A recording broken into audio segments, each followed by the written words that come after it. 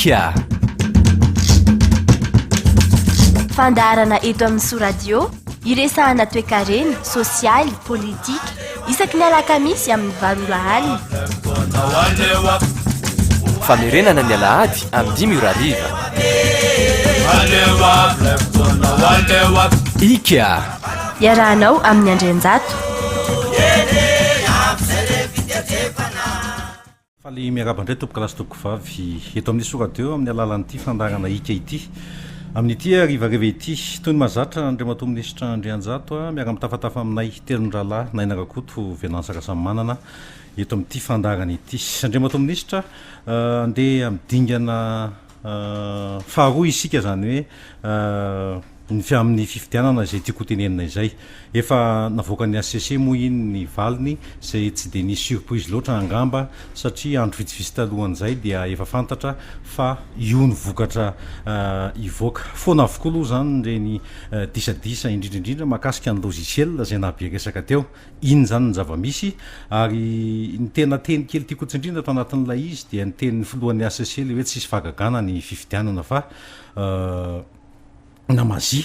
fa izay ny zava-misy ary ny tovy ny valiny avy any amin'ny CENI sy ny ACC midiky zany fa iny ny vokatra tena ara-dalàna teto Madagasikara zany tamin'iny indray mitoraka iny fainam-pirenena moa mandeha mitoy ihany ny fivorina tetsy amin'ny anteny miarana koa zay horesantsika rehefa eo manahoana sy manahoana indray zany ny amin'ny dingana manaraka ity andriamato minisitra satria isy 10 andro indray aloha zany hifanasana vangy ny akanja amin'ity fampelezakevitra ity ny zavatra mety isy indray aloha zany satria dia ny soran'Andriamanitra moa zany lamina ny zavadrehetra hatreto manantitra ny arahaba ny atao hoe ifanasavangy angamba alao ataontsika hoe ifanazava eny akanja mandritra n'izay tapabolana izay ary everina fa ifanaja hitondra tena tsara ny rehetra manoloana ny vahoaka malagasy izay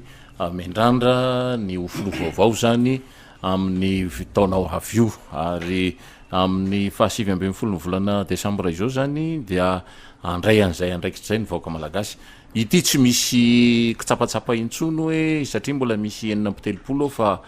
izy miralamy anakireo zany no safidianan'ny vahoaka malagasy dia am'ireo zany no ho filohan'ny firenena raha afaka ray volana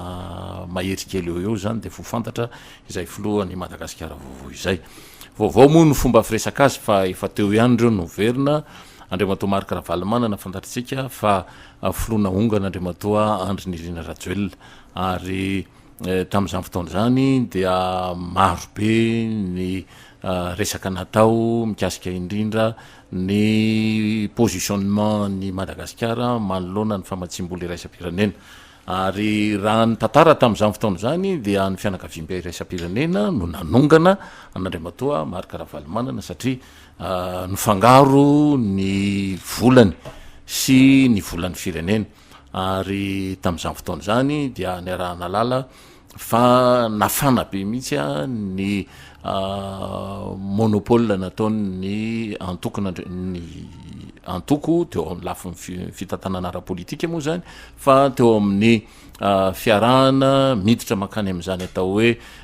fandrarahana teto Madagasikara dia nisy monopole tena napikaikaika ny privé gasy mihitsy tamin'izany fotoana zany no nitranga teto Madagasikara ary nanamora ny fidiran'ny fianakaviam-be iraisam-pirenena izay ary ny fianakaviam-be iraisam-pirenena rehefa ny Amerikanina no tafiditra dia avy hatrany dia misy fanapaha-kevitra tsy maintsy mitranga eo anivon'ilay firenena iray ary tsy vao izao isika no mitantara izany teto amin'ity onjam-peo ny radio so radio ity amin'ny alalan'ny fandarana IHIAKA fa nandritra n'izay heritaona sy tapana izay tsika dia efa namerimberina hoe tena mahatsanginoary ve i Madagasikara tena manana amin'ny fiandrianany ve i Madagasikara fa raha raisitsika ohatra fotsiny ny zava-mitranga ny Arabia Saodita amin'izao fotoana izao amin'ny alalan'ilay prince-pandova MBS moa no anarany fanafoizana ny anarany Mohamed Ben Salman io no prince-pandova io zany ilay nangataka ny lohan'ilay mpanao gazety mba ho ilainy satria manelingelona manoitohina ny fahafahan'ny fiandrianana saodiana manao n'izay tiany atao eo amin'ny sehitra iraisam-pirenena na eo amin'ny sehitry ny firenena zany mpanao gazety zany dia fantatritsika fa lay Jamal Khashoggi no anarany azo lazaina hoe teratany amerikanina io satria mpanao gazety ny Washington Post ho an'ny amerikanina mantsy rehefa miasa amin'ny orinasa amerikanina ianao de efa cas américain zay zany hoe ho raisiny tahaka ny toedra raha amerikanina zany dia ny zava-misy nefa mahery be ilay 800 milliards de dollars contrat commerciaux ifanaovan'ny amerikanina amin'ny Arabie Saoudite am'izao tsika miteny zao eo andalana ny akamaroany zany contrat zany dia ny safidy mazava ny président Trump fa tsy atakalony ny contrat be zay fo matolotry ny saodianina ho an'ny amerikanina ny ain'ilay mpanao gazety Jamal Khashoggi de zay no endrika iray mazava apetrakitsika ary tamin'izany fotoana zany dia ny tenako zao no nilaza tamina radio nanao tsilitsofina tamin'ny président Ravalomanana tamin'izany fotoana zany hoe sao mba atao ihany ny marimaritra iraisana amin'ny amerikanina satria ny amerikanina no napakatra ny président Ravalomanana teo amin'ny fitondrana zany de tena azo porofony zany satria raha tsy ny teny mihitsy andriamatoa George Bush Junior hoe ekeo ny fanjakan'andriamatoa Marc Ravalomanana ny fahefatry ny volana Jolay fetim-pirenena amerikanina tsy tonga teto zany de Villepin ministry ny raharahambahiny frantsay nankatoa ny fanjakan'ny Ravalomanana tamin'izany fotoana zany fa de hoe mpanongam-panjakana io hoe etsetretsetre indrony aniny tena mibafoeny mihitsy foule au pied zany hoe hososena ny lalàna sy ny zava-misy teo anivon'ny sehitry ny fiainan'ny firenena dia neken'ny amerikanina de neken'ny frantsay de neken'ny zao tontolo zao de satria tsy nandeha nakany amin'ny fanampianan'ny amerikanina tamin'ny fidirana tany Irak ny fanjakan'ny Ravalomanana de fantatritsika avy hatrany dia zay tsy miaraka amin'ny amerikanina de fahavalony zay ny filozofia amerikanina eo amin'ny fomba fijerena ny fiarahamoniny iraisam-pirenena dia karazany lasa fahavalony tampoka ny président Ravalomanana tamin'izany fotoana zany dia niafara tamin'ny fionganana iny satria ny FMI ny volana novambra 20 no nanakatona ny robinet amin'ny famatsim-bolan'ny Madagasikara de nandeha ny ranotarika tamin'ny fionganana andriamatoa Marc Ravalomanana ohatrany hoe permissive be zany ilay mission américaine teo amin'ny fomba fanatanterahana an'izany raha zany ohatrany kisarosarotra mijery an'izany tamin'izany fotoana zany fa rehefa tena dinihana amin'ny saina tony dia izay no izy ary nahazo lesona tamin'izany ny président Ravalomanana raha ny fomba fijery azy io ary izay no mahatonga azy matimatotra kokoa tsy de tena taitaitra amin'izay lafiny rehetrarehetra zay nefa moa ny tanana zatra mitsotra ndraindray sarotra ihany mamokina azy ary manahirana be ny amakafakana an'izany rehetrarehetra zany eto de mba hahafahantsika mpiaino sy pakafiny raha politika mba manaraka tsakany sy andavany hoe andeha ho aiza zany tsika amin'izao fidinana faharoa zao eo amin'ny fomba hiatrehana ny fiainan'ny firenena ary fantatritsika fa ny volana Jolay 7 de mbola neken'ny amerikanina andriamatoa Andry Rajoelina fa olona nanao révolution ary eken'ny amerikanina ny hitarihany ny fifidianana eto Madagasikara fa tamatama be zany teo amin'ny fomba fanatanterahana ny raha dia nanjary lasa nandrava ny Assemblée nationale sy ny Sénat tao anatin'ny loha fa tsy niditra nakany anatin'ilay fifidianana de zay ny nahapotrista an'andriamatoa Andry Nirina Rajoelina tamin'izany fotoana zany zany no fiainan'ity fiainan'ny firenena ity ary fiainan'ny firenena tsy azo samatsamahantsika hoe ity Madagasikara de ity zao tontolo zao fa ity zao tontolo zao ty manomboka eto natramin'ny haravan'ny rindrin'ny Berlin dia tsy maintsy atao tahaka ny anak'Andriamaso ny positionnement ny firenena manoloana an'izao tontolo zao de tsy maintsy mahay mijery an'izay zany tsika hoe izy tsika manoloana n'izao tontolo zao afaka mangina fotsiny ve tsika eo amin'ny firenena mikambana nefa andriamatoa George Bush Junior ny mangataka ny Madagasikara mba hiteny de ny teny Pakistan de nahazo 11 milliards de dollars, ny teny Philippines de nahazo amina miliara maromaro de dollars mba ahafahany nampandroso an'izany firenena zany. Dia isika nefa akaiky be zany raha ohatra ao anatina géostratégie no resahana akaiky be any Iraka zany tsika ka raha isika ny nanokatra le firenena malagasy tamin'izany fotoana zany io ataovy base arrière de avy hatrany de ahazo le 2 milliards de dollars nampanantenainy zao tontolo zao any Madagasikara tamin'ny fivorian'ny Club de Paris tamin'izany fotoana zany nitarihan'ny Prime Ministre Jacques Chirac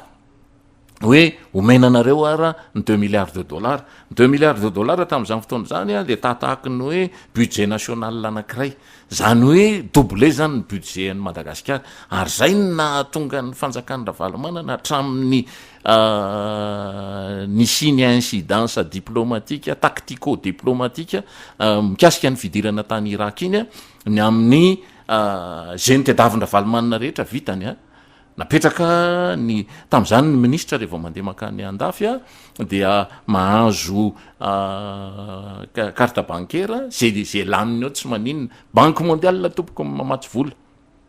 ary tsy mahazo ny tanosinoso mihitsy Madagasikara rehefa mijoro eo amin'ny sehatra iraisam-pirenena ny banque mondiale manampy atsika tamin'izany fotoana zany fa nanomboka tamin'lay incidence le tsy fitovim-pijery teo amin'le lafin'ny izao tontolo zao zany dia teo nanomboka niotsaka ny momba n'Andriamatoa Ravalomanana nanjary fantatry ny olona ny mikasika ny hoe lasa tico boys dôle ny rehetrarehetra lasa mipotry zany anarany zany nanjary lasa nisy fomba fanasoketana amin'ny fomba mihaja nahazo ny fitirihana ny firenena nataon'Andriamatoa Ravalomanana tamin'izany fotoana zany ary zany no tsy maintsy tokony ho parady politika tokony hananany ny olona manana an'izany atao hoe sens de l'état zany eo amin'ny fitantanana n'ity Madagasikara ity ary zay ny nahavariana tamin'izy mirahalahy mianakireo raha ny tena tokony ho izy zany dia namorony monde diplomatique teto Madagasikara zany ny candidat de nisaotra azy ireo tamin'ny alalan'lay fandraisana anjara lehibe tao amin'ilay kitapom-bolan'ny SACEM nanatanterahany CENI an'izao fifidianana zao tokony zany ny parady natao tokony niditra tany anatina fomba moderderina kokoa amin'ny fomba firesaka fa tsy nyrefarefa intsony tokony nanao fédération tena mazava ho an'ny candidat zay tsy lany na ny vondron'olona zay tokony manana olona mpifidy nefa mampangina olona satria marobe ngy mpifidy tsy mifidy ny olona tsy mifidy tamin'izao fifidianana zao de mahatratratra any amin'ny 700 isanjato ny vahoaka malagasy zany zay tokony ahazo ifidy de tsy nifidy ny dikan'izay tena viviny kely zany ny tombondainy nazahoanan'lay majorité ny olona nandaha tena nandatsabato tamin'iny fahafitony volana novambra teo iny fomba fieritreritra zany ary tokony angalana lesona eo amin'ny fiatrehana ny fiainan'ny firenena fa eto Madagasikara ihany moa no misy an'izany tsaotsao be mandeha zany hoe tena mbola rajona manana n'lay logiciel afaka mipirate ny CENI dia izy no afaka miguide zay fandeha mivoaka bato ao de tokony ho voaka bato azo ny hery rajonary mampiany io lasa n'Andriamatoa Marc Ravalomanana io fa voaroka teny andapa Andriamatoa mbola rajona de nanjary lasa ny tsimbadika zany ny voka-pifidianana sy ny etsetreetsetra sady marina zany ny tsy marina raha ny tantara misy eran'izao tontolo zao de azo atao zany ary ny Amerikanina aza moa de nanaovany zareo sovietika rosiana n'zany piratage amin'ny lafin'ny fikirakirana ny voka-pifidianana zany de neto amintsika moa zany sarotra ny ino na tsy ino fa feo mandeha zany de resahana ihany hoe inona zany no antony nanenjehana n'Andriamatoa mbola rajona de satria zany mety hoe namadika an'le vaty tokony ho azo an'andriamatoa erajonary mampianina ve de mety hoe tesitra andriamatoa rivo rakoto vao de manjary lasa ohatrany hoe mbola afaka manana ny teno ataony am'zany le resaka fandaminana ny sy fanakendana sy fanakombonam-bava sy ny fanaovana raha matahory eto anivon'ny firenena satria tompony ny fahefana am'izao fotoana zao zany rehetretra zany zany a dia anaovantsika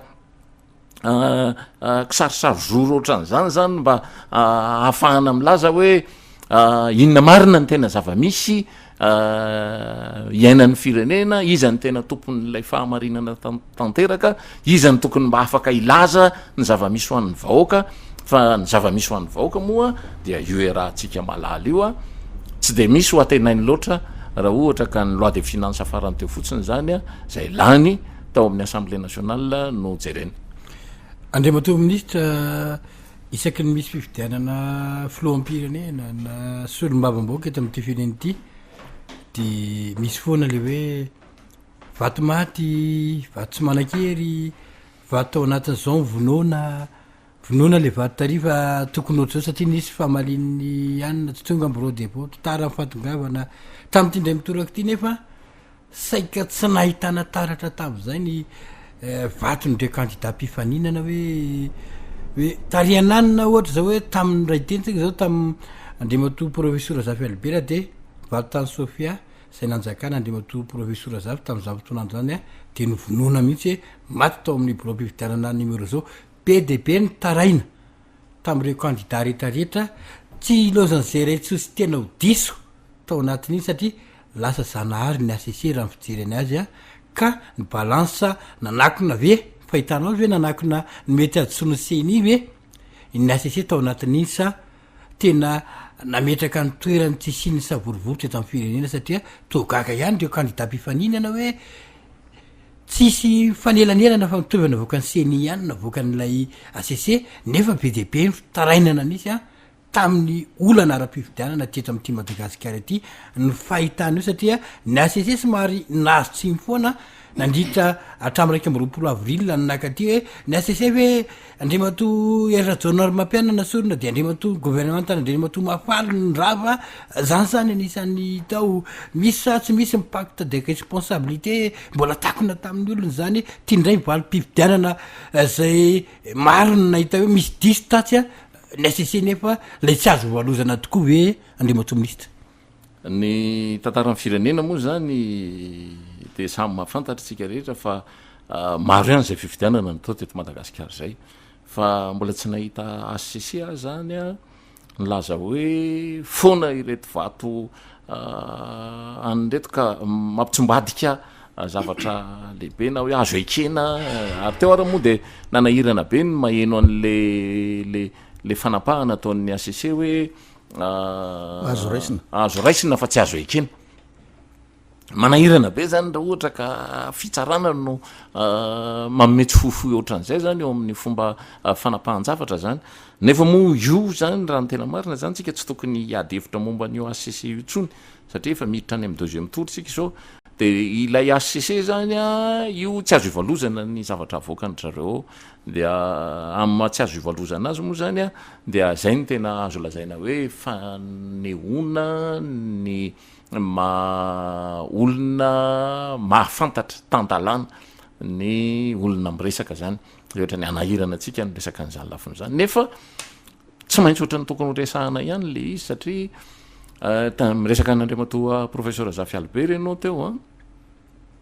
de nofoanana ny vatany be fandrina varatra sy mandry tsara sy ny etsetra iny a mananara dia 150 000 voix no vaton'andriamatoa professeur Zafy Albert tamin'izany nofoanan'ny ACC n'andriamatoa Boto Victor moa tamin'izany fotoana zany de ny fomba fanaovana politika eto Madagasikara de mila mahay tsara ny raharaha eto Madagasikara satria mahatsiaro ahy eto hoe misy fitsarana nataon'ny fitsarana avo tamin'izany fotoana zany a mikasika na candidat anankiray a de niraisiny lizy valable zany le fitoriana fa tapotra ny mandat vo mivoaka le didym-pitsarana de aiza tsotra efa tapotra ny mandako inona moa zany fa de namany ohatrany hoe le anankiray le tsy tokony ho lany teo zany nanjary ny gioka ny mamy rehetra atao anatin'ilay mandatura ary fantatritsika fa misy an'izany atao hoe olona efa siege mihitsy any amina na mera na solombavam-boaka de niongana indray fa nysoloana namana atao amin'ny assemblée nationale moa nysolo an'ilay ramatoa tany amin'ny faritry fianaratsoa iny tamin'izany fotoana zany aloha tsy tononona tsony ny anarana fa nen'ny professeur Zafy Albert zany dia efa samy satria samy tao anatin'ny fitondrana iray tamin'izany fotoana zany dia nresaka izahay tamin'ny olona mpitantana ny campagne Andriamatoa professeur tamin'izany hoe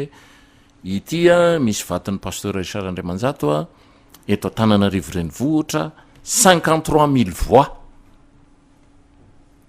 ary ireo de nanaovana tatobitsika nanaovana raisiray tsy nisy vola mihitsy ny candidat pasteur Richard Andriamanjato tamin'izany fotoana zany fa de zay teo am-pelantanana ny natao de natsona fotsiny tao amin'ny quartier général ny olona rehetra de aterina mody isaky ny ariva zay no natao de tena motive mihitsy ny tena narisika ny olona tamin'izany indrindra ny tanora ary maheno eto arangama zao reo tanora reo de mahatsiaro an'izany ezaka natao zany 53 000 voix eto Antananarivo natolotra ny professeur hoe reto ianareo reo no mpikirakira ny campagne Andriamatoa professeur fa ty misy 53 000 voix de inona ny tokony hifanarahana am'ty lafiny ty aloha tsony ny renjato ka vita ihany ny propagande tsy natsony ny renjato resy tamin'ny alalan'ny 50 000 voix ny professeur Zafy Albert rehefa nifoanana le 150 000 voix de zany erreur impardonnable zany any amin'ny lafiny politika ary sarotra be no manarina an'izany eo amin'ny fomba fandehan-draharaha tsy misy olona afaka manodina mivatona Antananarivo renivohitra satria mivatona Antananarivo renivohitra dia eo ny eo de fa tonga tetsy amin'ny kanja amin'ny tafin'ny Mahamasina moa tamin'izany fotoana zany ny fanaterana ny vokatra zay vao makeny amin'ny coupole ary ton pompier ny ilany anankiray zany lafiny zany de tokony ho fianarana mihitsy hoe Antananarivo renivohitra no manana ny mpifidy raha io le taremarika io satria any amin'ny 5 millions latsaka kely any ny olona tonga ny fidy tamin'ny fidinana voalohany iny ny mpifidina Antananarivo de iray apahadimy zay 5 millions zay 1 million de voix Antananarivo renivohitra de sahirana moa ny olona miresaka an'izany hoe inona no fomba atao fa varivariany lavitra indraindray tsy mahafantatra ny eo ambany maso ary ny eto ambany maso rehevo tsy hainao no mitsikaraka azy de sahirana eo amin'ny fomba fiatrehany an'izay marina fa manana positionnement réactionnaire ny fivondronana Antananarivo renivohitra nefa tsy zany tsy anatonana azy ny fahatezerana rehetra mitranga eran'ny Madagasikara nge de Antananarivo renivohitra no mekanjo azy tsy hanao ohatra ny président Emmanuel Macron indray zany ny mpitondra na ny candidat na ny mpanohana azy ny amin'ny hoe colère sourde zany hoe tena fahatezerana be marenina zay ny fomba filazany azy zany tamin'ilay nyresaka momba ny gilet jaune izy amin'ilay fihetsehan'ny vahoaka any amin'ny fototra manerana ny la Frantsa tsy misy mpitarika nefa mampiozongozona n'le fanjakana ny atao hoe fahatezerana nge na ny lalàna azy de mamerarina ny olona tesitra ny olona porofo akaiky indrindra am'izany angam José André Nelson nasain'ny professeur Zafy Albert nanasa tanana de tsy nentina nanasa tanana izy tonga izy de lasa mivoaka za tsy anasa tanana izy c'est un con CON de nafahan'ny fitsarany izy satria tezitra izy teo mpaninonana zany teny zany noho zany ny olona tesitra zany tsy azonao atao mihitsy hoe be marenina fa ny olona tesitra mila hatonina de mila resahana satria ianao no mangididy otrorina fa ny olona zany no mila tokony ho afaka hijery an'izay lafiny zay de amety teny foana moa eo am'izany hoe inona ny tena taktika électorale taktika amina fahafahana mahandresy any amin'ny fifidianana de efa mba resaresahana foana zany hatram'izay averika fa azo atao no mijery an'izany ary tsy mila hoe aiza sy azy zany fa toko fantatry ny olona rehetrreto Madagasikara ny atao hoe aiza ny tokony azahoana amin'ny fandresena eto Madagasikara de manahirana moa ny milaza zavatra maro eto zany satria tsika tsy mpanao propaganda fa tsika zany mame ny tantara amin'ny firenena fotsiny eo amin'ny lafin'ny fifidianana de milaza ampahatsorana mihitsy tsika ny zava-misy eo amin'izany tokotany politika eto Madagasikara zany ary tsy misy olona potraky ny vato lampy zany vato be fa tsy maintsy vato kely mahapotraka de tsy maintsy jerena zany zay no mahatonga ny frantsay miteny hoe il faut veiller au grain zany hoe ilay vato ohatry mivona kotrikely ao anaty vary iny zany mila jerena fa manimba nify iny raha tena mitsako mahery vaika ianao de zay zany no antony resahantsika n'izany lafiny zany fa tsy hoe manao propagande tsika na momba nitsy na momba ny roa fa ho hitantsika eo moa zany ny fomba fandehan-draharaha marina tokotan'izany andriamato minisitra tsika tsy manao propagande kanefa ny hita ihany am'izao fotoan'izao misy ny récupération politika misy ny ralliement maromaro am'ireo le candidat reo io moa zany efa hita fa izy mirahalahy mianakireo zany no lany kania nefa ny misy araky ny tsikeran'ny olona hoe ny senisy ny asesenga zanak'olo penada reo ary penada mitarany reo tsisy enatry fanakonana ka de zay voalazany tatsy ihany no tsy maintsy mba amafisiny sasany satria samy institution reo fa ny zavatra matsikaritra ao anatin'le ralliement dia hoe ny anina ao ny anoana ny anina ao ny miaraka amin'ny anina ny ohatran'izao ohatran'ny malasa eritreritra ihany satria le ralliement sy le déclaration ohatran'ny tao association des cols blancs fa le base sy efa matotra am'izany ve am'le fifehezana ara-politika ka rehefa miteny ny ao ambony a lehibe hoe aritsika anaraka ve le base satria raha hitako zao de azo lazaina hoe ny ASVM association des cols blancs fa aza dino fa ny razana ampohirany ASVM amina raha te amin'ny base de ary am'le anakiray tsy otononona anaraka an'le consigne de vote zay ve satria rehefa hita ao am'le sary ohatran'ny matahatra efa anisan'ny hoe mitsapatsapa any am'le atondray misy an'le anina de aloatsika hoany ahoana no avin'le fitondrana am'izay fotoan'izay ny alliance nge ça se conçoit zany hoe mila volavolaina io ça se mérite pas tsy endrehenanao fotsiny am'izao ny alliance fa tsy maintsy volavolainao zay natao hoe alliance ary mila tsobodrano mihitsy ianao zany mandeha maka n'le trondro satria tena pirina mihitsy no sakaina eto satria viviviviny kely dolidolo le vato azo eo de andeha iavinavina am'le pirina ve fa andeha ho any am'le gros poisson araky ny fomba filazanao azy teo moa hoe association ana col blanc de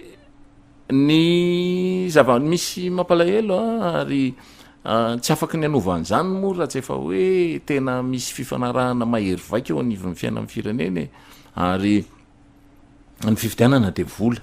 zay ny dikan'le fifidianana ary il faut avoir les moyens de sa politique zany hoe mila manana n'le fitaovana politika anao ianao mba hoentinao makany am'izany hoe fandreseny zany de verina fa tsy misy ifanometsiny am'izany nefa kosa dia mila mendrika ianao zany hoe ianao ve ny mendrika an'le fandresenao rehefa avy eo hoe mba ho moramora kokoa ny fomba hitarihana amin'ny fiainan'ny firenena satria rehefa mandritra n'le propagande ingy no afafabe ihany no fandehany dia sarotra ny tena amily an'lay lohany rehefa avy eo hoe de zay no mahatonga n'le fahasairanana menjady eran'izao tontolo zao tsy hoe eto Madagasikara ihany ny eto Madagasikara moa de iny rahantsika mahita iny ny olona any anaty propaganda milaza hoe ao anatin'ny telovolana de ho afaka ny délestage rehefa tena tonga le izy a dia sarotra ny manatanteraka azy satria tsy zay ny zava-misy eo anivon'ilay fitantanandraha-raha-mpanjakana de tsy manana parady politika hafa intsony ivoana ao anatin'zay le promesse électorale zay ary na ivoaka ao anatin'le promesse électorale ary a be debe zany a ilay tentation ao anatin'le fitondrana satria tsy moramora nge zany hoe manome subvention ny jirama zany manome subvention ny jirama nanomboka tany amin'ny 50 milliards d'ariary nefara tamin'ny 400 milliards d'ariary zany tamin'ny andro an'andriamatoa Rajonary Mampianina am'izao tsika amin'ny teny zao zany amin'ny herintaona zany a voaenany amin'ny 255 milliards d'ariary le izy fa raha mbola lay 255 milliards d'ariary ary en terme d'investissement zany hoe raha raisinao anaovana anampamokarany zany a anaovana fampiasam-bola eo amin'ny lafin'ny fampidirana rano fisotro sy jiro a eto Madagasikara de angamba mety ananika hatrany amin'ny 700 700 a ny olona azo an'zany rano fisotro sy ny jiro eto Madagasikara zany fa tsy zay moa maika ny olona eo anatin'lay fitondrana dia manjary lasa kopakisasahana lizy io tonga de lazaiko hoe kopakisasahana satria sarotra be nge zany hoe efa misy will lourd eto Madagasikara nefa mbola manafatra tsika de na hoe ny anao traitement ny will lourd io raha zany a tsy vita raha hoe tsy norme io tsy alova hoe manafatra appareil afahana normaliser n'lay zava-misy ao amin'ny tsimororo to zay a mbola anafatra 400 milliards d'ariary foilo zava-dozy zany eo anivon'ny ano tsy miteny moa mivaoaka satria tsy mahita an'zany rehetrrehetra zany nge le vahoaka tsisy tsika mba miteny an'zany nadritry ny herintaona fa tsy mahafantatra an'zany ny vahoaka hoe ay ve ty zavatra ty zany ny fandehany aloha nge samy mikipy fotsiny tsika hoe 2000 milliards de francs 2000 milliards de francs zany na 400 milliards d'ariary zarao amina commune 1000 eto Madagasikara samy manana 2 milliards de francs aby zany ny commune 1000 eto Madagasikara de ataovy ny compte hoe firy ny commune ao anatin'ny district ny Soavinandrina ohatra misy 940 de misy 32 milliards nge zany anaovana resaka fampidirana rano fisotro sy énergie électricité ao anivon'ny district ny Soavinandrina raha miditra ao anivon'ny région zany efa mbola zavatra hafa indray de nahoana moa ny tsy havitan'zany ny commune raha hoe manana 2 milliards isa-taona izy ndeha apiditra rano fisotro na ho raisina hatrany Ambohiby raha ve ny rano andeha ho any Ambatosana de tsy ho tonga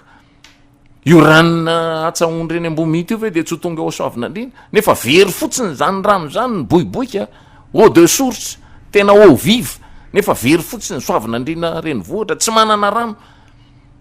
de tsy misy zavatra azo atao satria tsisy vola de mijanona fotsiny am'izao zany tsika rehetrrehetra tsisy miteny zany mandeha zao ny raha rehetra ao anivon'ny Assemblée nationale de tsy mba misy tambanivohitra mihitsy tonga ao mba manao lobby inny hoe zay nge tsy mety aminay de ny député zao nahazo ny tombony tao satria ny député dia nahazo 4 milliards d'ariary 4 zay moa no izy le 1 milliard le 1 milliard 250 lasa 2 milliards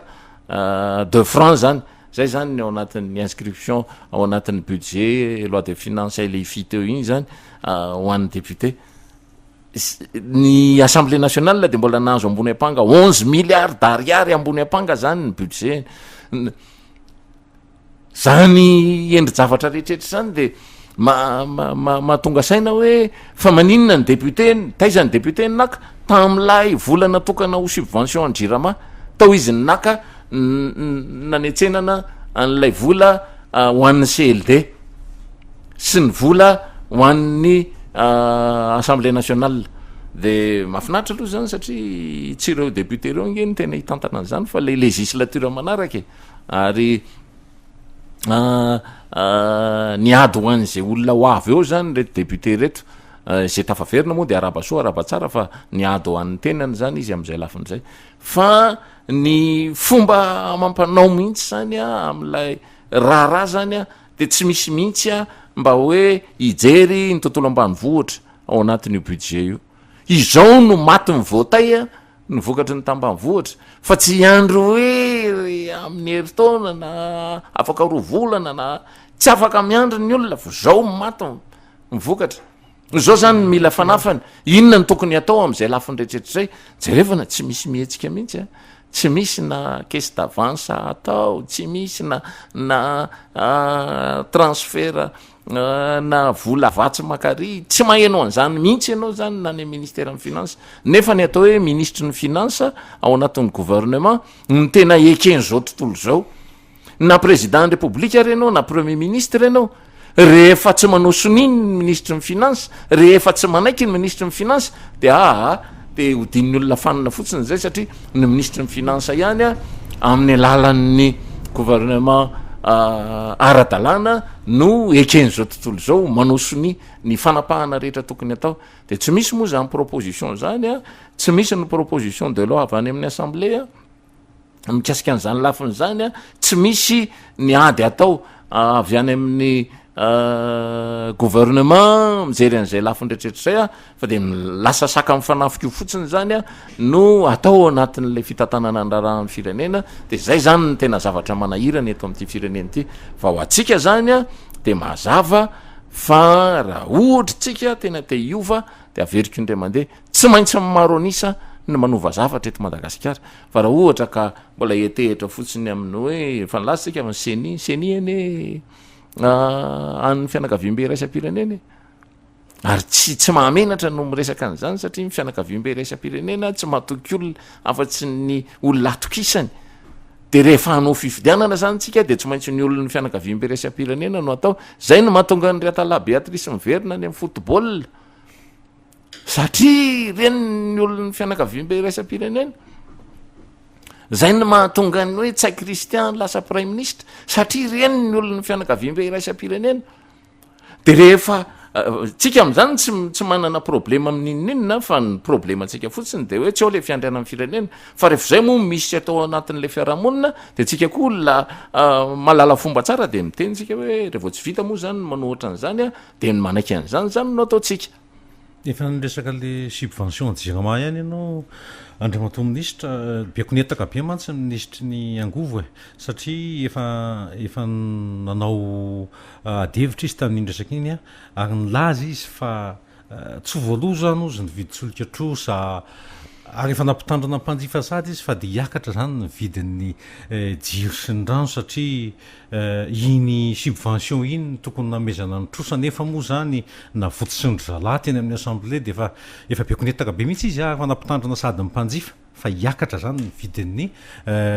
jiro sy ny rano amin'ny 7 sy 10 zany moa resaka efa nandeha ihany satria efa nisy tompona andraikitra koa tao amin'ny jirama efa somary nyresaka an'izay ihany tamin'ny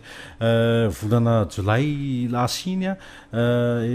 efa mampiomana zany ny vahoaka fa tsy maintsy ho zay zany ny fandehan'izy ity tsisy vahaolana mihitsy zany ao anatin'ty jirama ty zany akoatra ny fitenehana ny ampisondrotana ny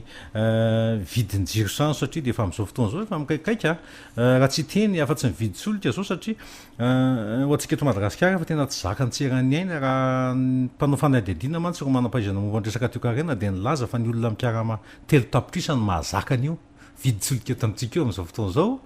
de ny jirama koa hiakatra amin'ny taona 2024 ny solika midangana namidina ary ny vidiny iraisam-pirenena ohatrany tsy mihetsika ny atsika eto Madagasikara zany rehetrarehetra zany mba mila hazavaina ihany satria anisan'ny mahakasika ny vahoaka mivatana zany isika ihany moa no tena mbampiresaka ity subvention ny jirama sy ny etetetetra ity efa mba hiverina amin'ny loany koa zany subvention makany amin'ny commune na rehefa zay ny zava-misy raha ohatra ty tetiboly ty no jerena andriamato ministra zany moa neny député ihany tena nidivany fa izy tsy niady ho an'ny commune neny commune zany de fa zara vola tokony mahazatra azy io nefa moa dia miletika tsy hita mihitsy ny karaman'ny président fokotany de ifanilahana hoe izy mandoa azy ny fanjakana sa ny commune sa manahirana be zany no mahitan'zany lafiny zany fa ny zavatra tsy maintsy ambara de ny hoe ny mampidangana n'io vidin'ny solika eto Madagasikara io anie ka taxe tena taxe mevosa de ny fomba filaza azy de ny hoe ho alefa any amin'ny fanamboaran-dalana io taxe io ary tamin'ny vanim-potoana sasany izy io de natao hoe taxe unique sur les produits pétroliers TUPP fa zao zany izy efa TPP fotsiny satria sady mbola maka ao koa ny fanjakana nge mbola maka ny anjarany io mbola maka etra ny taxe sur les produits pétroliers zany de tsy hoan'ny fanamboarana lalana fotsiny fa mbola misy TVA ao de mbola misy droit maromaro alain'ny fanjakana ao anatin'zany etra zany fa atao inona ary zany lafiny zany ny voalohany indrindra aloha ny Madagasikara tsy manana tômôbila hoe hoarovana marina fa eo ny karenjy nefa mbola avany velany avokoa moa ny akora ilaina amin'io ny pneumatique ny alliage maro isan-karazany ny moteur sy ny ohatr' zany mbola avany velany avokoa fa ny usine mpanampotra tômôbila hoarova Madagasikara tsy misy inona raha zany moa no tena antony anaovana n'le hoe surtaxe amin'ny tômôbila sy ny carburant zavatra tena mahavarina mihitsy zany lafiny zany satria ny fanjakana averina le resaka tamin'ny heriny zany ny hoe ny fanjakana tsy velona raha tsy misécuriser ny recette douanière satria ny fanjakana de io no atao hoe budget de fonctionnement ny fanjakana io vola azo amin'ny eo amin'ny 15 000 milliards de francs eo zany zay zany de vola akepiko ny fanjakana zay de tsy hita trasy zay hoe makaizy zay na makaizy zay fa de hoe an'ny fanjakana ono zany de zay zany point fa ny vahoaka zany aiza de io le raha tsy ambara makavany io le anjarany vahoaka io zany rehefa tsy mandohetra ianao de tsika zany tsy tandohetra fa mifanjakana tsy mitaky an'zany etra zany tsy rarahany ianao na mandohetra trano na tsy mandohetra trano satria tsy anazy zany fa ny commune tsy rarahany ianao raha mandohetra na télévision na tsy mandohetra na télévision fa tsy anazy zany fa ny commune ny etra rehetrrehetra io zany izy tsy mbo manampy an'le le commune mihitsy le vondromoakitsara-pahefana afaka isahana an'zany andraikiny zany fa nefa ny etra akapobe ketra rehetrrehetra de miainga avy any amin'ny commune indrindra ny an'ny fanjakana ny voalohany tsy azo elana am'zany zany de ny hoan'ny mpivarotra hoan'ny mpanao taxi be ny mpanao varo mandeha reny zany tsy afaka ilana satria reny le misy contrôle de l'état ny dikan'le contrôle de l'état de tsy maintsy sakana ny gendarme ny tômôbila mandeha de aiza ny taratasinao tsisy assurance ianao tsisy visite technique ianao volam-panjakana daholo iny rehetrrehetra iny fa le hoe ahoany ty tranonao ty nga misy gendarme misavany tranonao hoe aiza ny etra tranonao tsy misy de tsy mahazo zany hoe tsy ampy le autorité de l'état ny atao hoe tena fanjakana nge ny commune satria izy no miosina miaraka amin'ny vahoaky raha metraka hoe maximum d'état zany tsika de tsy maintsy ny commune ny renforcena de ndikan'zany andao ahoaky io fomba fijeriny raha io allo le sécurisation recette douanière alefa makany amin'ny commune de andao raha mbo asaina mamorona le fanjakana izy no asaina mamorona satria rehefa mandeha nge io raha io indreo subvention reo nge tsy mbola le am'le recette douanière reo fa le mbola am'le impôt alohan'le vahoaka malagasy reo le subvention reo anisan'zany ny fampianarana anisan'zany ny université anisan'zany ny mpampianatra fram anisan'zany ny jiramasy ny etsetretsetra de rehefa tsy hitan'le fanjakana le izy de tsy manaiky koa le ary amin'ny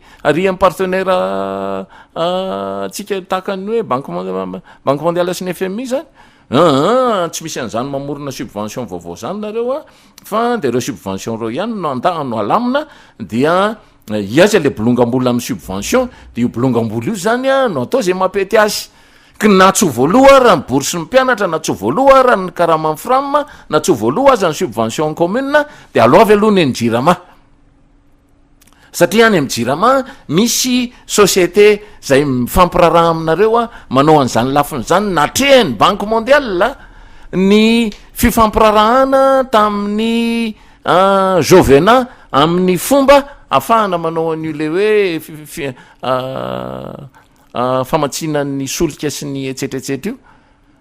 de contrat fa voasin'io tsy azo kitikitihana mihitsy io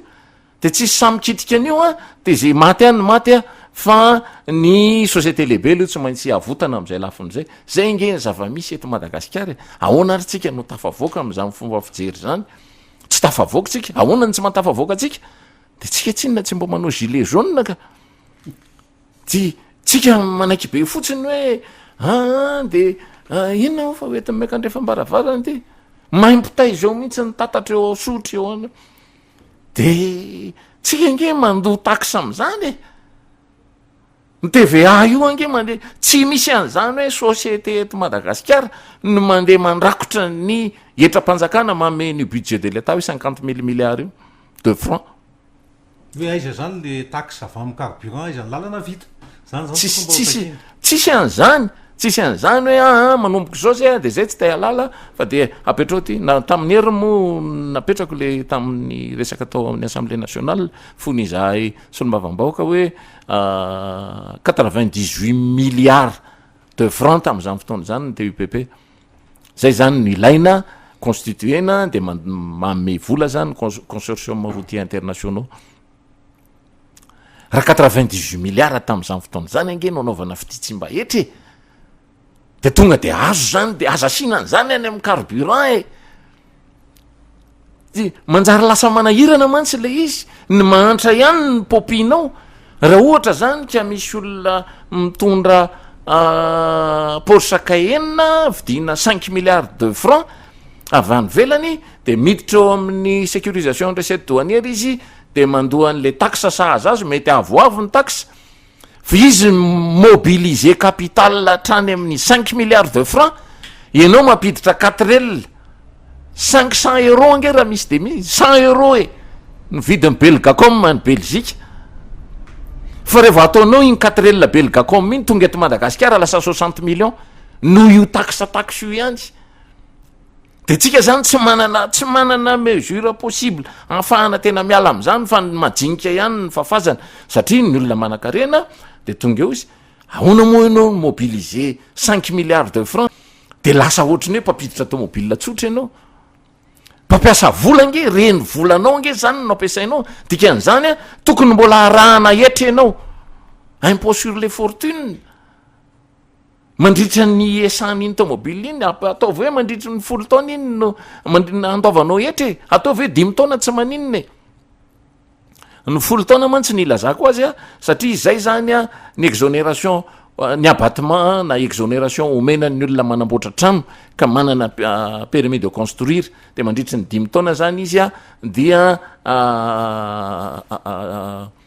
tsy mandoa etra zany tsy mandoa etra de verina vizy mampiditra vola ndraiky io mampiditra volana 5 milliards zany izy eto Madagasikara de mandritra ny 10 taona izy zany mba mandoa etra amin'ny fanjakana de rehefa aveo verina tsy mandoa etra izy de itovy aminao majinika ve izy ahoana zany dikan'izany nge manome tombony ho an'ny mpanan-karena nge zany ny système atao eto Madagasikara satria ianao zany de efa mivarahotsana be iny any donation zao ny soratra ao anatin'lay contrat de cession any an-dafy hoe ty de donation namena nomena ho an'ny havanay fa mahantra ny havanay ny Madagasikara de tsy misy an'izany tonga eto anao de tsy malala ny doanina fa taxe ihany ny taxe na de efa tena justifiena hatrany amin'ny la mairie any Paris ary zany hoentina any amin'ty ahafahana mi-authentifier zany de tsy mety mihitsy mifanjakana gasy hoe zay zavatra rehetra miditra eto Madagasikara de tsy maintsy hinana amin'ny fanjakana ahoana moa no atao an'izany ty vahoaka ty na facture tena facture original zao raha no entinao amin'ny douane io de mbola réajuster ny douane zany hoe tsy manaraka ny convention internationale mihitsy ianao hoe facture original tsy azo kitihana de anjaranao manapirofo hoe ty facture ahosiko ty efa antaniny zao le olona any am'le le mandefa n'le entana efa antaniny zao ny ambasaditsika amin'ny manontany tena ajusteny io an'io ahoana mono na fanjakana milamina amin'ny fanjakana am'izany e nidikan'izany a rehefa zoan'ny vahoaka madinika de tsy eken'io fanjakana io fa rehefa zoan'ny vahoaka lehibe a de eken'io fanjakana io ohatra tamin'ny vanim-potoana sasany ny baolina tenisy anankiray a exonéré fa ny rononon-jaza 179% taxe manahirana ny mieritreritra n'izany lafiny zany a hoe inona raha zany ty zavatra atao eto Madagasikara ty efa mihito zao fa ny bus ny tsy ampy eto Madagasikara ny bus be fa nga vitanao mandohan'ny douane-io bus be io raha ohatra ka nomenclature voalazan'ny douane ny resahanao amin'io bus be io lafo be tena tsy enerana ndinona zany ny mafitateram-bahoaka azy zany ny mesura tokony raisy mifanjakana fa tsy mandray an'izany ny fanjakana fa de zay mila misécuriser ny recette douanière de anjaratsika zany a no mampiatra an'izany lalàna zany a de lalàna afaty ve de mbola hoeketsika ihany zany eo amin'ny de anjaran'ny assemblée moa manaraka an'izany raha zany fa tsy anjaratsika de nefa ao anatin'io loi de finance io a de mbola ahitana hoe misy article 1080 avy any amin'ny Union européenne de anaovana fanitsina fanalefahana ny structuration ny prix à la douane idirany eto Madagasikara inona zany nidikan'izany fa itsika tsy mbo afaka mitako mihitsy hoe asory ny frais teo anatin'ny approche ny structuration de prix ny douane satria tsika il de nahoana moa tsika no fanga sitrantsika sitratsika vahoaka malagasy hoe nositsika de hoe tsy maintsy ho asian'ny douane sy mifanjakana frais teo anatin'le structuration de prix raha miala ange iny frais ty iny de ohatrany hoe mba maivamaivana ianao zany hoe avy any Japon zany a de ohatrany hoe tobile avy any Japon tonga ao Tamatavy de eo manomboka ny douane fa tsy hoe le nao efa nandoha vola mitondra n'le entana anaketo Madagasikara indray mbola sanctionné pénalisé hoe tsy maintsy ampidirina ao anatin'ny fanambarana ataonao lay frais na ampidiriny tondrany loloavanao an'le entana teto zany rehetrrehetra zany zany manahirana ary adevitra efa nifanaovana tamin'ny japonais zany nifanaovana tamin'ny frantsay zany a mba tokony hojerena ny lafiny misy préférence tokony mba raisan'ny firenena fa tsy misy préférence mihitsy zany eto amin'ity fireneny ity fa de mazava loatra fa de ny krisoriso ny tena mandeha eo anatin'izay a ny besandro ny manao an'izany eo anatin'le raharaha zany eo aferan'ny mbola rajona io aferan'ny mbola rajona io nge resaka misy tafiditra am'izany ny resaka ladoany satria zay le mbola tafaray ia andre mato minisitra ivirenana ny fifidianana sy ny kadikady raha ny zavatra nisy tamin'ny tontolon'ny fifidianana iny moa raha tsika nahita angamba hoe tanany larana voalohany a amin'ny isanjato andre mato andrajoel faharoa andre mato malikaravalo manana fahatelo andre mato rajaona ary mampianina ary fahaefatra de mivato fotsy mivato maty zay lehibe dehibe koa le vato fotsy vato maty a satria nisy le candidat mpifaninana de resy mivato fotsy mivato maty ny tompo-pahefana nefa nametraka an'io de isika vahoaka malagasy a midika iny zay andre mato minisitra atezerana ve sa fanairana ve ho an'ny mpanao politika eto Madagasikara na tonga zay vato maty zay nanjaka betsaka tokoa tao anatin'izay rehetrarehetra zay tovitovy any ny fanontaniana isy naina atoka de hoavitra any de ho tohiziko am'izay keo andre mato ministra raha avadika ny tantara tamin'ny 2013 a de nisy le nini ary ny communauté internationale no namorona an'io ni io mba tsy dirany reto le candidat zay am'izao fotoana zao a le niaran'ny ninia manao ny final ka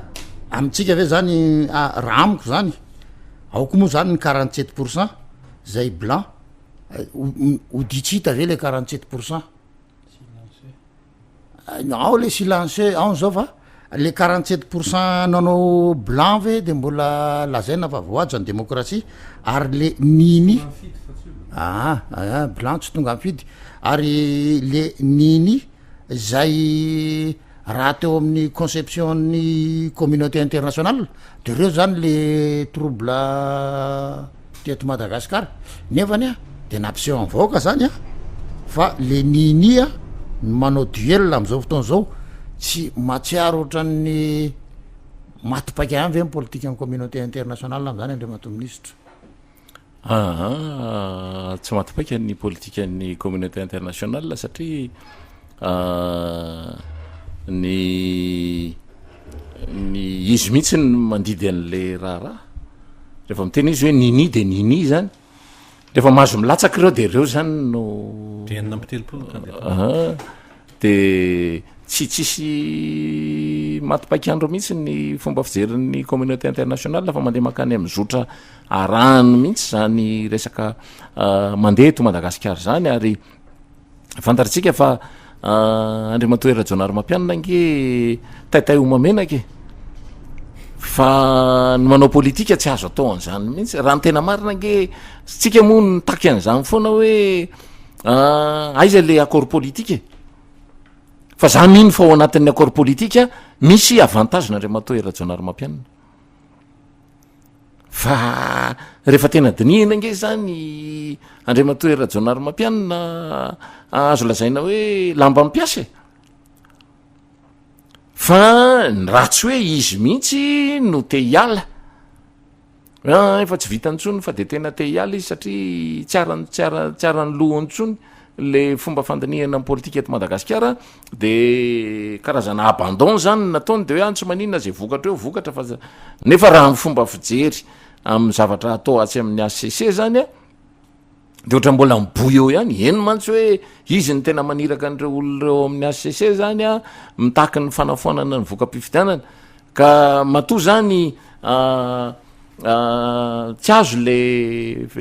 le fanafoanana ny voka-pifidianana dia karazany ohatrany hoe resy zany a Andriamatoa Era Jonary Mampianina dia araky ny efa fomba filazantsika teo zany andeha hitsaitsaika ody any andafy izy io ny fomba fandehany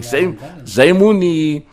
fomba fanaon'ny mpanao politika eto Madagasikara ary manahirana ny mijery azy de andeha iletidetika kely ihany zany de rehefa aveo miverina tapoka indray zay moa zany le fomba fanao eto Madagasikara everina fa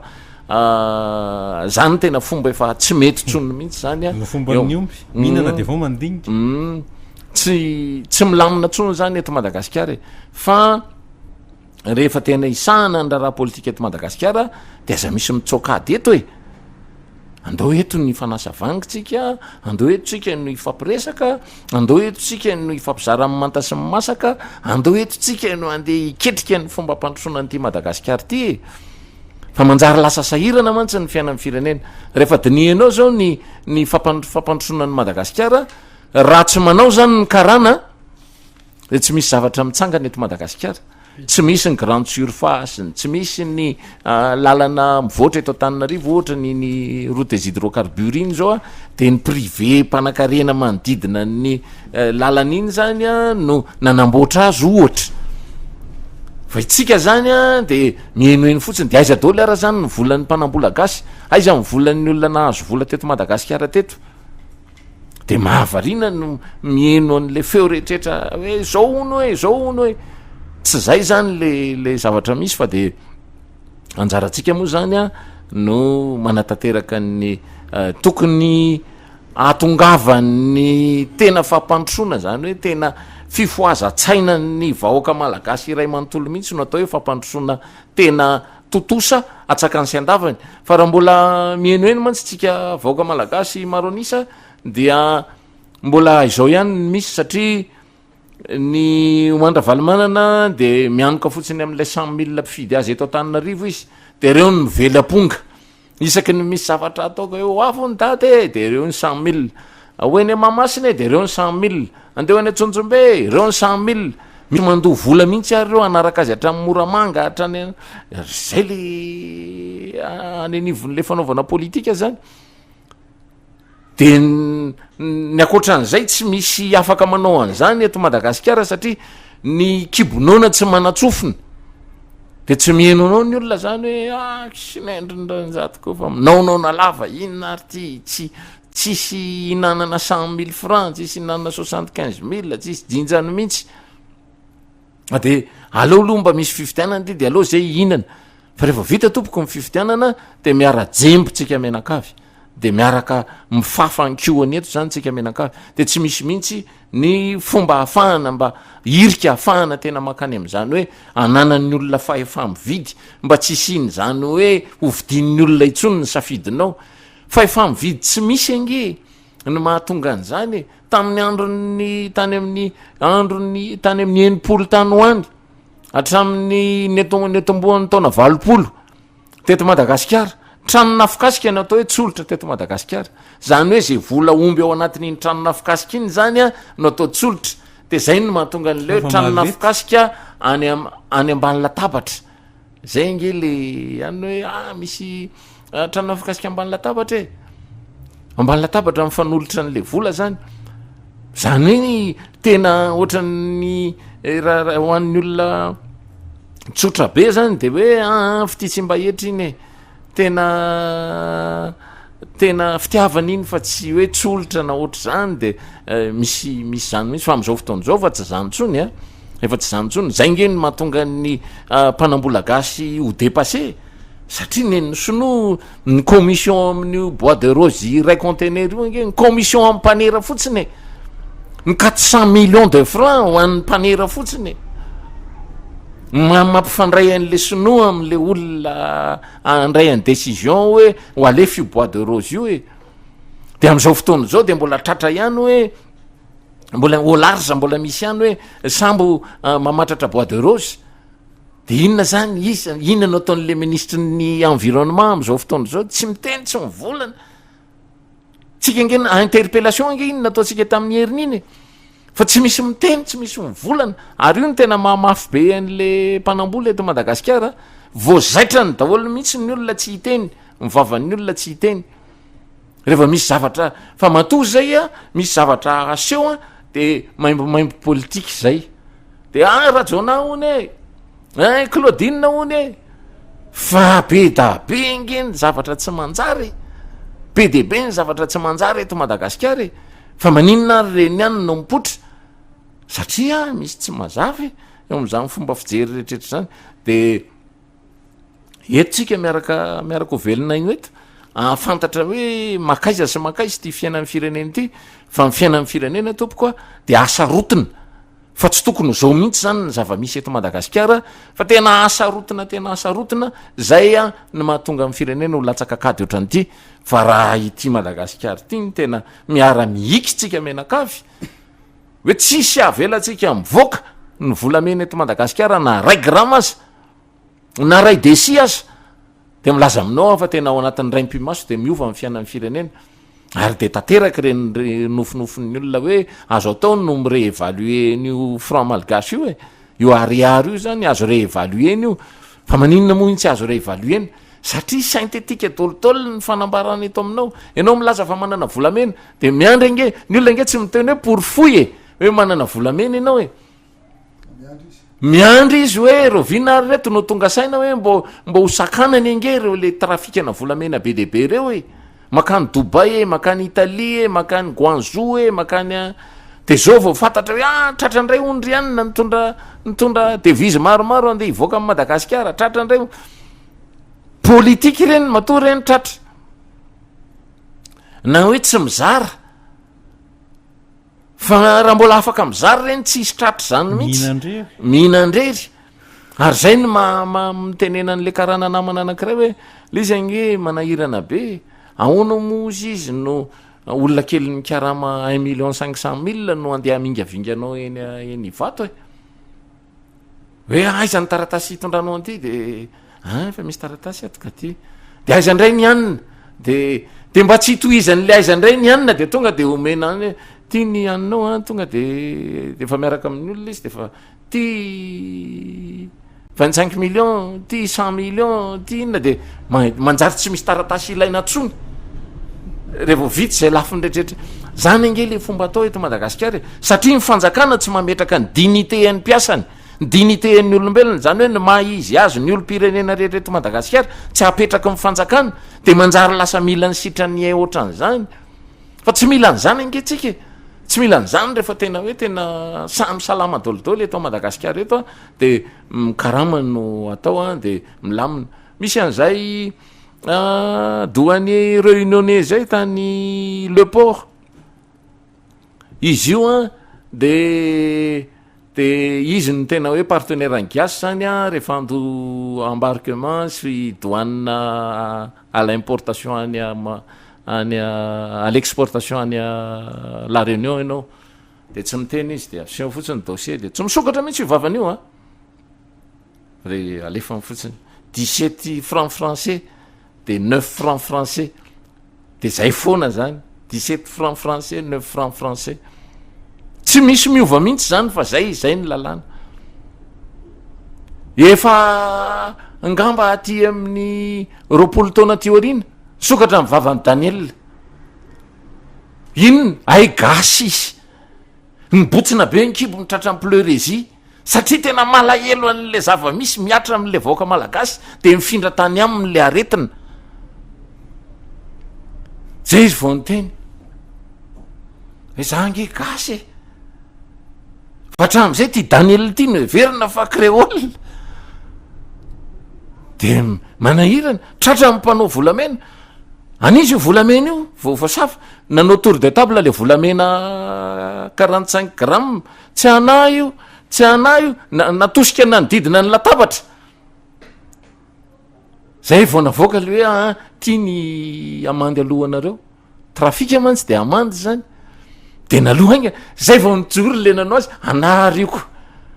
zany ange le mentalité gasy de naloha le vola de mivoaka ny volamena zany nen'ny olona le rehefa misakana ny gendarme eny ananina hoe tandreo fa misy fanjakana de misakana ny gendarme eny an-dalana de ahoana aiza ny passeport non de ampiseho ny passeport point vita zany hoe contrôle na clandestinité zany de daviny misy tomobile very aiza ny catagrisiny ty de aiza ny permis anao de aseho ny permis de zay vita mazava fa ny atsika nge aiza koa ty inona ndray ry manao na clignotant voajery hatramin'ny frein mipotsaka ahoanany ihany rehefa tsy misy an'le zavatra ary tsy fanomezantsiny zany a za zao no anisan'ny aro an'renyle mpitandro amin'ny filaminany reny tao amin'ny assemblée teo anatrehan'ny Azali Ben Marouf sy Bour Christian Bour Jean Paul secrétaire d'état en gendarmerie tamin'izany fotoana zany hoe azafady a fa hiteraka insécurité goavana ny fanasazinareo an'reny olona eny an-dalany reny satria andro orana andro maina andro ririnina andro misy tafio-drivotra mijoro eo amin'ny arabe eo izy manana venareo indemnité omenan'ireo a en remplacement an'le fititsi-mba etra ataon'ny olona tsy misy toy zay azafady aloha mba harovako le olona satria manjary lasa mamono an'le olona ianao zany am'izay lafin'izay ka raha miala eo ary re olona reo inona ny insécurité hitrangy any an-dalana eny zay zany le izy de zay sitrany aizay a tokony elana mihitsy tokony hoe misy indemnité zao ahoana moa ny olona alefanao mandeha manao ratissage any amin'ny lavitra be any mandeha tongotra 100 kilometre anao ratissage ny gendarme ny indemnité tsy omenao ny indemnité de rehefa tonga any am'le aleny izy de manita-tsaina izy aiza ny boky nomby aizany ihany lasa manitatra mission izy eo anatin'le izy nefa zany tokony anjaran'ny olona no mijery hoe aiza ny mission anareo ty tournée de dissuasion no ale zany hoe famonona lolo ny dahalo fa misy fanjakana amin'ny firenena de mandalo ny tournée ny gendarme na ny miaramila na ny polisy satria tsy omeno indemnité ary izy marina fa miaramila fa tsy zany kosa le fomba fiteretenan'le olombelo le ny amerikanina raha mireo gadratsika ireo manana problema mihitsy nareo manao torture nareo manao an'izao manao miaramila amperinasa tompoko de manjary lasa tena tena manitatra ny corruptogène dolidoly zany hoe loharanona kolikoly avokoa zany mesura rehetra raisina eto Madagasikara zay io problema amin'ny firenena mety ho zay ko ve ny antony hoe lasa anaty kidinapinina mpitandro filaminana le mato ministra satria dia lasa tsy maintsy misy mpitandro filaminana ny aky tangezangeza eto Madagasikara inona mety mahatonga an'izay ka rehefa tena loharana koa nge ny fanadiadiana sy ny momba nyreny rehetrrehetrreny de tokony ho fantatra hoe izy le lohany fa tsy mety fantatra mihitsy le lohany hoe izy io lohany io de fa maninona koa ny karanany tsy manao plainte fa inona ny antony zany rehetrrehetra zany tokony ho jerena daholo eo anatin'le raharaha ka mila reo organisation mihitsy zany ny fiainan'ny firenena tsy vitana trangalely zany nandravonany resampa sy tsy ranana an'izany tamin'ny vanim-potoana sasany de tena zavatra farany tsotra de niainga tamin'ny fiarahamonina de zay ihany le fampandraisana anjara amin'ny fiarahamonina de zay ihany ny tena izy zany hoe raha azoko zany mila refondation anao any bateau ministre zany ange tsy refondation tsy refondation fotsiny zany fa tena table rase mihitsy zany raha ny tena marina zany tena hoe tena mila manaiky le fanekeny le fiovana nge fanamboarana zany fa tsy fanondrena le fiovana nge ny olombelona mitarika ny fiovany dikan'izay ny olombelona ny tokony miova raha androany ianao ny ratsy de miova anao tsara izy raha no tompony andraikitra am'izay tsy maintsy enao zany ny tompony andraikitra an'izay de ny faharoa manarakaraka anao hoe iova androany azy hoe manomboka androany de tsy hiteny ratsotsony de tsy miteny ratsotsony ianao fa nga misy olona afaka mandray anjara am'zany tsy misy olona afaka miintervenir am'zany mihitsy fa ianao ihany ny tompony ny afaka miintervenir amin'ny ratsy ataonao de ny olona tompony pouvoir ny olona tompony fahefana ngeny no tokony iangan'ny vahaolana rehetra eto amin'ny fiainan'ny firenena satria izy nomena tomponday nomena fitaovana nomena ny volam-panjakana izy nomena fitaovam-panjakana izy nomena tramom-panjakana izy arova amin'ny fanjakana izy am'izay fanapaha-kevitra rehetra raisiny amin'ny fandehanany na mandeha ny andalana ary izy ka raha sendra potraka affaire d'état zany raha sendra bolisatra eo izy de affaire d'état zany ko nahoana raha ny tsy mandray andraikitra le olona homme d'état eto Madagasikara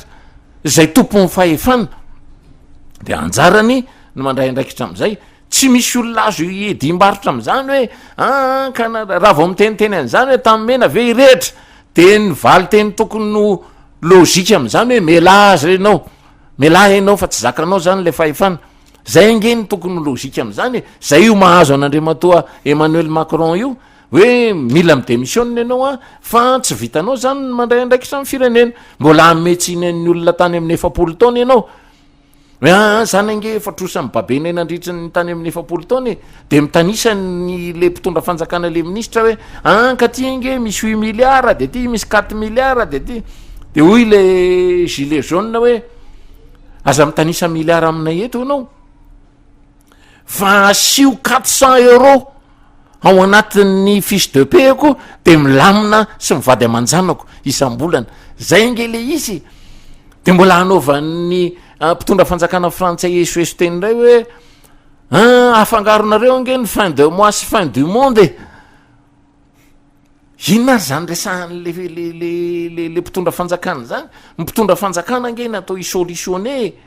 fa raha vao miteny mihitsy ianao hoe tsy mety zany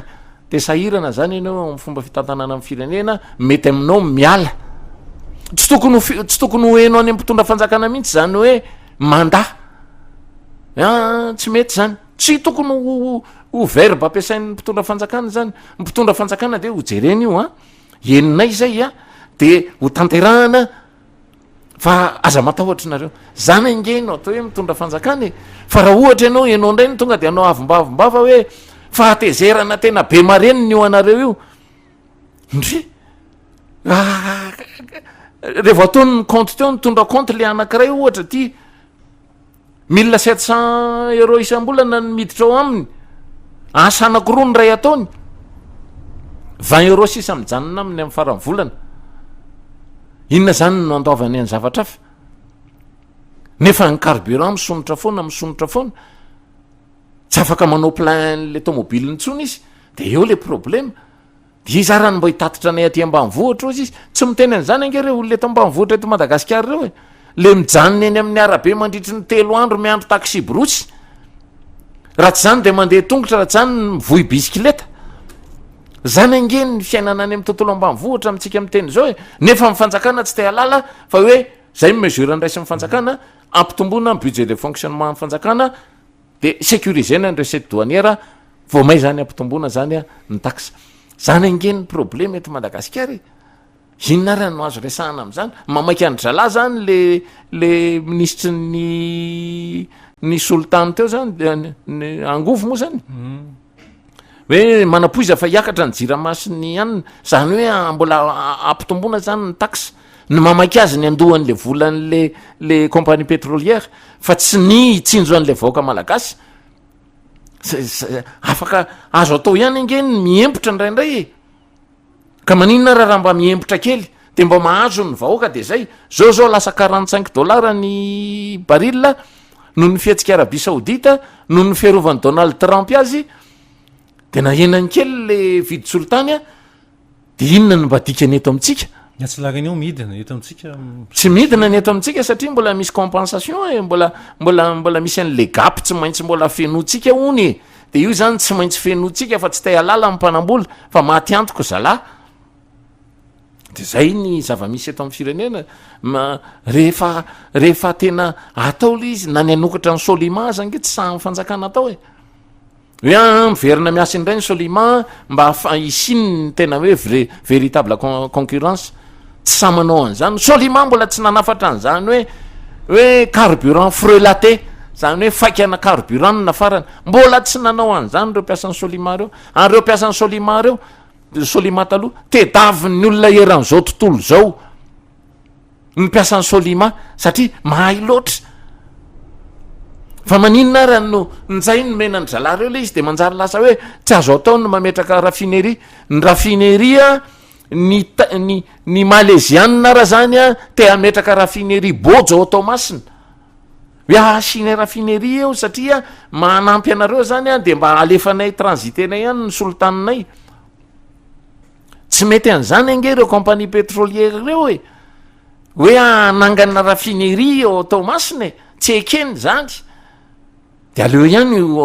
mampitombo masokareny zany ka tsy izy efa tsisy miteny gasy tsy miteny reo inona moa ny raharaha iny an'izay gasy tsy miteny fa indrenjato no mitabataba eto de indrenjato zany no avela inaonaony eo de zay zany no izy de minaonaona ihany tsika mandra-patonga sainan'ny olona zany de minaonaony eto ihany tsika hoe ahoana ny tena tokony atao eto amin'ity fiainan'ny fireneny ity azo atao ndray impimaso de tokony ho azo atao manova an'ity Madagasikara ity fa tsisy volonté politique na misy volonté politique aza voafatotra de nidika an'izay tokony elagazany zay zavatra zay no atao eto Madagasikara de tokony ilaminy ty fireneny ty zay no azontsika naroso tamin'ity androany ity tapitra fandarana magasitraka anao andra mato-ministra nitondra izay resaka sy fanazavana zay tena mahalinany olona tokoa ary andrasany maro fatratra amin'ity fandarany ity magasitraka hatrany any nainarakoto niaraka nitafatava tamiko teto sy vianansakasamy manana irina solofo teo am'fakana ny sary satria araka nyfantatritsika dia mahita ity fandarany ity zao tontolo zao amin'ny alalan'ny YouTube sy ny Facebook tahiry mandimby avony iny teo amin'ny lafin'ny teknika tsy adino ny fanampiany zafinjely ramanatsoa ny fandarana isaky ny fotoana tahaka sao makasitraka mandampiany indray amin'ny herinany toy zao velomatoko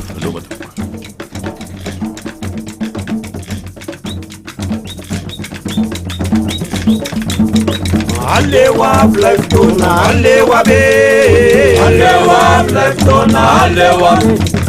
alewa blaftona alewa be alewa blaftona alewa bala fumangar numrefuto yele ya sele pitete pana bala fumangar numrefuto yele fokasayira natia nefuta Alewa blaftona alewa be alewa blaftona alewa alewa blaftona alewa be alewa blaftona alewa bala fumangar numrefuto yele ya sele pitete pana bala fumangar numrefuto yele fokasayira natia nefuta yeah vahoaka zahirana maviaraka miverina asahiatsika miatika aza mitaitaino jataorandreo zay koroborasa tikaramaina fa irenona motika ny vahoaka teto ambantanane vahoaka zahirana maviaraka miverinana asahiatsika miatika aza mitaitaino jataorandreo zay koroborasa tikaramaina airenona motika ny vahoaka teto ambantanane oaoanazy oazike atitikitsika mposariko sakia masina ny adide ene koaza midiariny safika oaoanazy oazike atitikitsika mposariko sakia masina ny adide ene koaza midiariny safika saie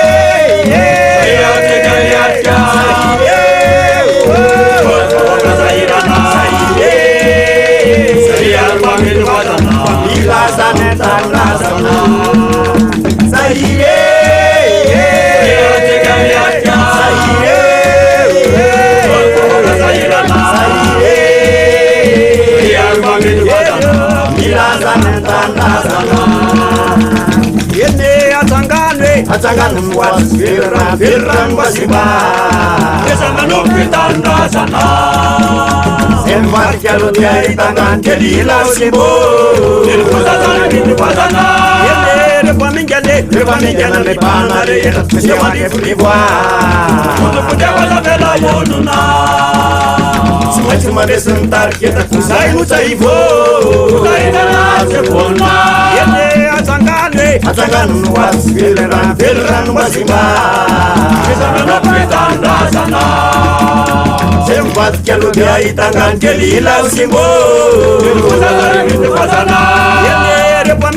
rehefa mingana mibana rehetra se mandefonivoa tsy maintsy mandresiny tariketako zay notsaivo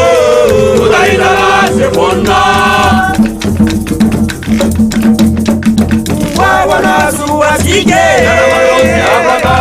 atitikitsika mposariko sakia masina ny adike ene koaza midiariny safika oaoanazy oazike atitikitsika mposariko sakia masina ny adike ene koaza midiariny safika saire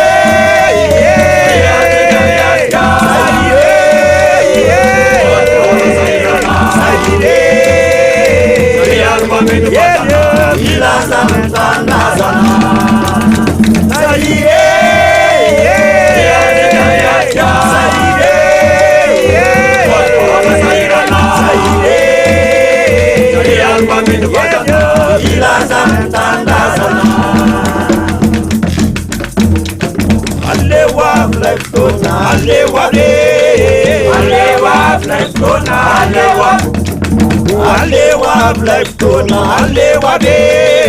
Alewa Blackstone, Alewa Mayresade, Alewa Blackstone, Alewa be, Alewa Blackstone, Alewa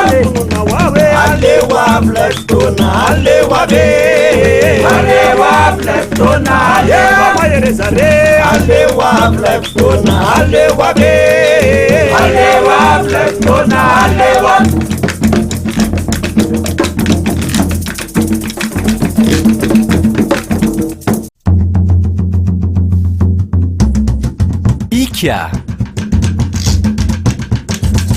fandarana eto amin'ny soradio iresahana toe-karena sosialy politika isaky ny alakamisy amin'ny valora alina famerenana ny alahady amin'ny 5 ora hariva ika iarahanao amin'ny andrenjato. ene amzare fitetsefana